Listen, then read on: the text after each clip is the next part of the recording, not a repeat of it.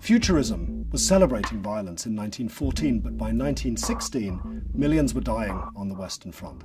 The Dadaist movement is really in reaction to World War I, the atrocities of this cultural maelstrom in Europe.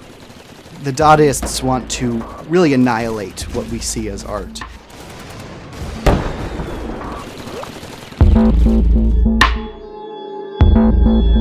Dada is an international movement with an important series of chapters in Zurich, in New York, in Berlin, and in Paris. In Paris, Picabia is probably the key figure, and the way that he approaches imagery has some parallels with what Juan Gris was doing in 1914 by taking imagery from other sources and bringing it into the work of art. These works he creates between 1915 and 1920 are mechanicomorphic portraits, especially this one in which we really can see the elements of a face. This is a visage we're looking at. But he creates this with parts of a carburetor, again turning back to cars in the way that Bauer did and the Futurists did. Also, the work draws out of portraits he created 2 years earlier of Alfred Stieglitz, the photographer and gallerist in New York.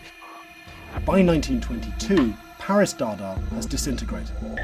Volucelle II shows that he's moved on to another phase, a more oblique, a more suggestive, elusive kind of art, which looks abstract at first thought.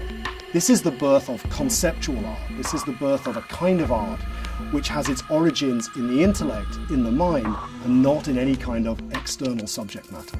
Technically, Picabia is about as iconoclastic and radical as they come.